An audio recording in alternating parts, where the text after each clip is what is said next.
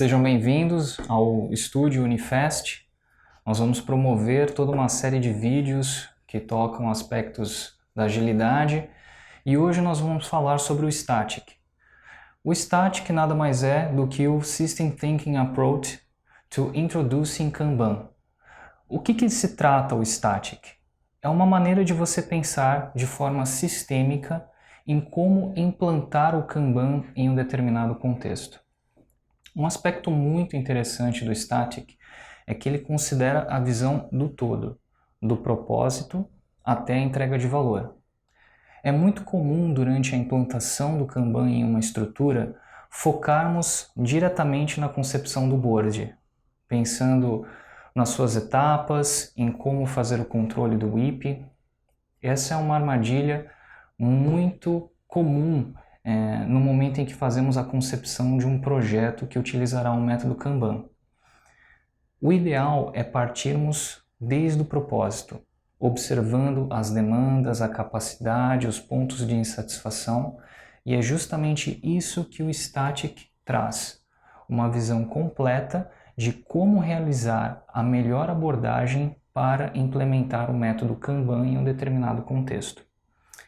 Bom, e o Static ele possui uma estrutura pautada em 8 passos. Cada um deles cumpre com um objetivo bastante específico. A gente pode considerar até um 9º passo se considerarmos a seleção do serviço, né? Porque o Static ele foca suas atenções em um único serviço, né? Então, uma vez que esse serviço foi identificado, iniciamos uma bateria de 8 passos pré-definidos.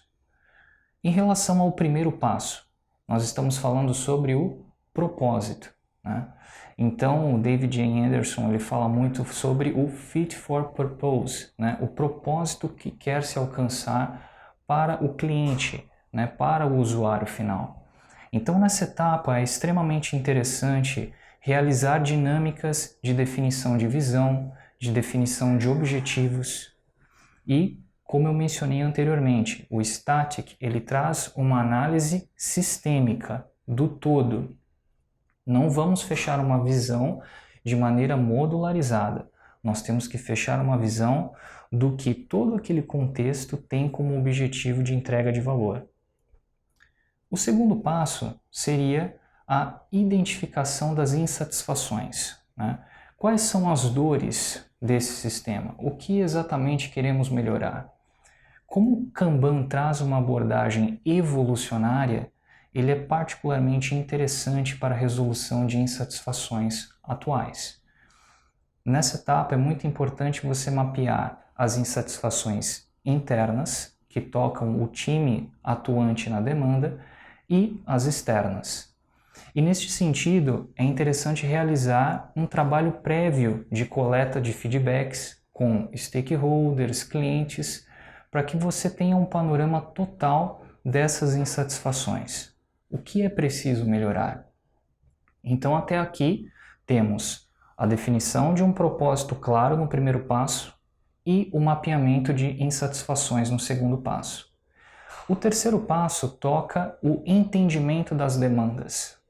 O que exatamente esse time atua como perfil de demanda? Que tipo de item está no nosso pipeline de atendimento? Se você já tem um time que está em andamento, é extremamente recomendável nessa etapa pegar os itens que estão atualmente em voo e trazer para a mesa de discussão. Esse mapeamento de demanda vai dar uma clareza muito maior de qual é o foco da nossa visão sistêmica, do contexto onde nós queremos aplicar o Kanban. Como terceiro ponto, como quarto ponto, nós entramos na questão da análise de capacidade. Nesse quarto passo, é muito importante trazer as métricas. Então, se esse time possui um lead time, um throughput, uma velocidade, um histórico de entregas, traga para a mesa de discussão. Porque nesse caso, você vai conectar o terceiro e o quarto passo. Eu tenho um mapeamento das minhas demandas e eu tenho um histórico da minha capacidade, do meu atendimento. Isso depois vai se traduzir em uma modelagem muito mais eficiente do seu board de trabalho e do seu Kanban System. Como quinto passo, nós temos ali a modelagem do nosso workflow. O que seria isso? Nós identificamos as demandas. Quais são os passos necessários para entregar cada tipo de demanda? Quais são as etapas que eu tenho que cumprir para chegar à entrega final? Essa etapa é muito importante porque esse mapeamento de workflow, esses passos que vão ser definidos na etapa 5, normalmente vão se refletir em steps dentro do meu board de trabalho, etapas dentro do meu workflow. No sexto passo, nós temos a identificação das classes de serviço. Nós temos uma clareza muito maior em relação às demandas que são atacadas por esse time. Agora nós vamos categorizar essas demandas em determinadas classes de serviço, para que nós tenhamos uma visão mais clara do que a não entrega desses itens traz na ponta. Neste sentido, o Kanban, o método Kanban, já traz uma pré-definição de 4 classes de serviço mais comumente utilizadas, que seriam os itens Expedite, que seriam itens urgentes, que trazem um altíssimo impacto na ponta e que teoricamente deveriam ter um foco de atuação maior. Os itens de Fixed Date, data fixa, ou seja, eu tenho um marco de entrega e essa data não pode ser alterada. Nós temos a classe de serviço Standard, onde a maioria dos itens que trabalhamos no dia a dia se encaixam. E nós também temos a classe de serviço Intangible, intangível. Essa classe de serviço, ela conversa com itens que não têm um mapeamento muito claro do seu custo de não entrega. Né? Para dar um exemplo, vamos supor que você trabalha atualmente com um banco de dados SQL Server 2008 e você sabe que o suporte a esse banco de dados será perdido em 2010, por exemplo. Em 2008, a substituição por uma versão mais atual ainda tem um custo muito incipiente. Então, esse custo de não entrega no longo prazo é a categoria que se aplicam os itens intangible, onde eu não tenho uma clareza de curto prazo desse custo da não entrega.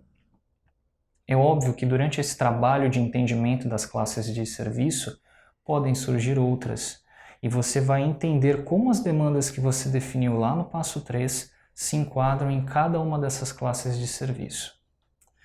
Bom, no passo 7, nós entramos no design do nosso Kanban System. E é normalmente nessa etapa onde as pessoas entram prontamente de maneira prematura, partindo logo para o design do Kanban System, para o design, o draft do nosso Kanban Board. Então, nesse ponto, nós faremos toda a definição dos nossos passos, dos nossos status de transição, e aí os passos anteriores começam a conversar com essa definição, porque o workflow que nós definimos no passo 5 normalmente vão se traduzir em etapas no nosso Kanban Board. As nossas classes de serviço muito provavelmente vão se tornar raias nesse Kanban Board.